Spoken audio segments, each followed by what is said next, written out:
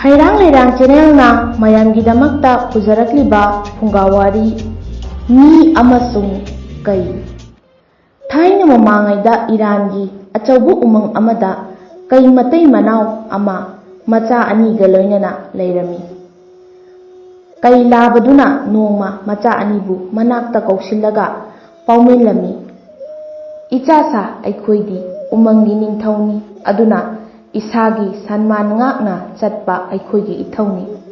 Aikhoina tauba ngamdaba karisu leite adubu kaidongnungda taibangmiga mayoknage khalluganu. Makhoidi jiba pumnamaktagi athoibani. Makhoigi masada lौसिंग yamna chauna lei aduna ipana hairibasi induna chatlabadi nakhoi karisu awaba nangdana nungaina napunsidu lenba ngamgani. Ipadi ahal matam oisilaklabanina uina hinduna leigani thajaraktre.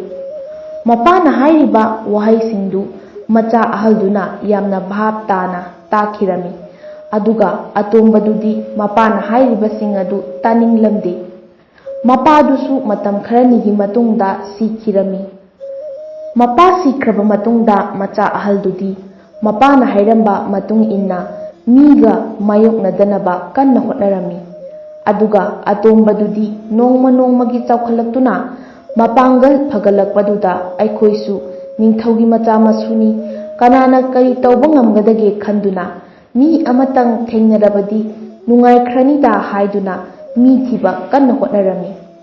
Nongma mana mi asum thiduna chatpada ahal oiraba san laba ama thengnarami. Maduda mana sandubu yenglaga nangbu karamba jibano mi haidura. Ai mi nate sanni hairakpada kaiduna adu oirabadi nang aingonda mi ama uhanba ngamgadra hairakpada sanduna ibungo seksillu mi muk khudong thiba marosing leiba atei ama leite. Aina naha oingaida migi minai oiduna makhoigi mateng kaya pamkhirami. Matamdudani aibu luna chana tawbirami. Haujikti ahal oiraduna pangal sonjilaklabasida makhoina thausabitre. Sanduna atei makha tage tawbada kaiduna nawa laude hairamlaga amu mi thiba chatkhirami. Mana asum chatkibada yamna ahal oiraba makhong phawba thangduna chatpa waraba unsana khujinduna masa yomsillaklaba samu ama thengnarami. Samudu ubada mi haibadu asi oiramba yai. Wang sawi mapangal sukalamdau mali. Hangbu hangge khanduna manakta changsillaga nang mi haibadura haina hanglubada masada tongba haying phawba tanba waradana leiraba samuduna ai mi nate samuni. Maduda kaiduna o nang samu oire aidi mi haibado thirakpani. Kaigi wafamdo taraga samuduna ibungo kanade thiruganu mi haibadudi marau chawbani. Aisu nongma migi minai oirami. Matamdudadi naha oirambanina pangalsu phabanina makhoina haiba thabak loina surami.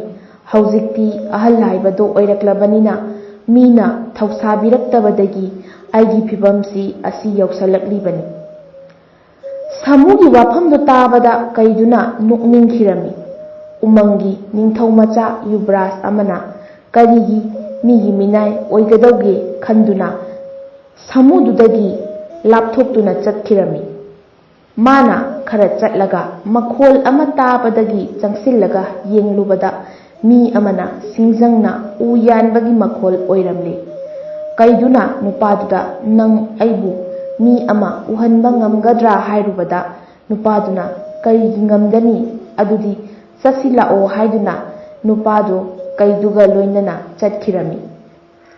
Khara chatlaga nupaduna masagi mayum yamna seksinna ubakna phaklang khariba yumdo utuna masidani mi haibaduna leiribadu hairakpada kaiduna phare adudi chatlasi mi haibadu leibara yenglusi hairamlaga mang thana prap changkiduna yumdugi imungda changkhirami.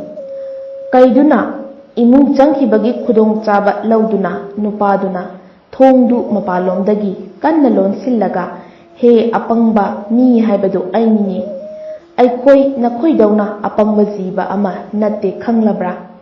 ꯋꯥꯍꯩꯗꯨ ꯇꯥꯕꯗ ꯀꯩꯗꯨꯅ ꯂꯥꯛꯆꯩꯗ ꯍꯥꯏꯗꯨꯅ ꯃꯥꯒꯤ ꯉꯝꯖꯕꯤ ꯊꯥꯗꯨꯅ ꯁꯥꯎꯅ ꯉꯪꯕ ꯇꯥꯕꯗ ꯅꯨꯄꯥꯗꯨꯅ ꯎꯃꯪꯒꯤ ꯌꯨꯕꯔꯥꯖ, ꯃꯤꯒ ꯆꯥꯏꯅꯕ ꯄꯥꯝꯕ, ꯅꯀꯟ ꯊꯤꯅ ꯅꯔꯜ ꯐꯣꯏꯗꯠꯄ ꯅꯪꯗꯤ ꯁꯤꯕꯒꯤ ꯅꯨꯃꯤꯠ ꯃꯁꯤꯡ ꯊꯥꯗꯨꯅ ꯂꯩꯍꯧꯔꯣ, ꯑꯩꯗꯤ ꯏꯊꯧ ꯁꯨꯕ ꯆꯠꯂꯒꯦ ꯍꯥꯏꯔꯝꯂꯒ ꯅꯨꯄꯥꯗꯨ ꯆꯠꯈꯤꯔꯝꯃꯤ꯫ ꯑꯍꯜ ꯂꯃꯟꯒꯤ ꯋꯥ ꯏꯟꯗꯕ ꯀꯩꯗꯨ ꯆꯥꯕ ꯊꯛꯄ ꯐꯪꯗꯅ ꯏꯃꯨꯡꯗꯨꯗ ꯃꯇꯝ ꯁꯥꯡꯅ ꯂꯩꯔꯛꯄꯗꯒꯤ ꯑꯁꯤꯕꯒꯤ ꯈꯌꯥꯠꯇ ꯇꯥꯈꯤꯔꯝꯃꯤ꯫ ꯅꯨꯄꯥꯗꯨꯗꯤ ꯃꯔꯧꯁꯤꯡꯅ ꯃꯄꯥꯡꯒꯜ ꯑꯣꯏꯗꯨꯅ ꯑꯃꯨꯛ ꯅꯨꯡꯉꯥꯏꯅ ꯄꯥꯟꯗꯨꯅ ꯆꯠꯈꯤꯔꯝꯃꯤ꯫